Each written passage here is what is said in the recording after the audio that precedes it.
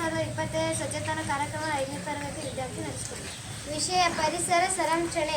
ನಾವು ಪರಿಸರವನ್ನು ಹೇಗೆ ರಕ್ಷಿಸಬಹುದು? 5 ಸರಳ ಮಾರ್ಗಗಳು. 1. ತ್ಯಾಜ್ಯವನ್ನು ನಿಯಂತ್ರಿಸಿ. ತ್ಯಾಜ್ಯದ ಅಸಮರ್ಪಕ ವಿಲೇವಾರಿಯೊಂದು ಪರಿಸರಕ್ಕೆ ಅಪಾಯ ಉಂಟು ಮಾಡುವ ಮುಖ್ಯ ಸಮಸ್ಯೆಯಾಗಿದೆ.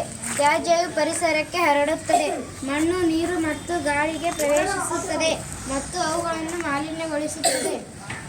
ಪರಿಸರ ಹಾನಿಯನ್ನು ಕಡಿಮೆ ಮಾಡಲು ಸರಿಯಾದ ತ್ಯಾಜ್ಯ ವಿಲೇವಾರಿ ತಂತ್ರವನ್ನು ಬಳಸಿಕೊಳ್ಳಬೇಕು.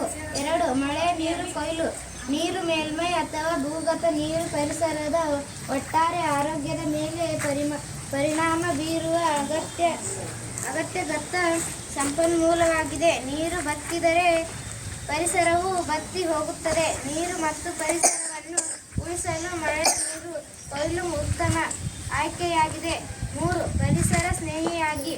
ಪರಿಸರದ ಹಿತದೃಷ್ಟಿಯಿಂದ ನಾವು ಪರಿಸರ ರಕ್ಷಕರಾಗುತ್ತೇವೆ.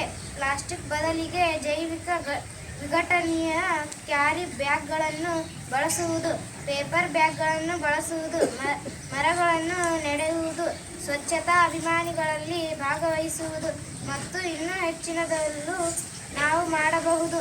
4. ರಾಸಾಯನಿಕಗಳಿಂದ ದೂರವಿರಿ. ಪ್ರಾಥಮಿಕವಾಗಿ ಕೃಷಿ ವಲಯದಲ್ಲಿ ರಾಸಾಯನಿಕಗಳ ಬಳಕೆಯನ್ನು ಸಾಧ್ಯವಾದಷ್ಟು ತಪ್ಪಿಸಿ. ಇದನ್ನು ತಪ್ಪಿಸಲು ಸಾಧ್ಯವಾಗಿದ್ದರೆ 5.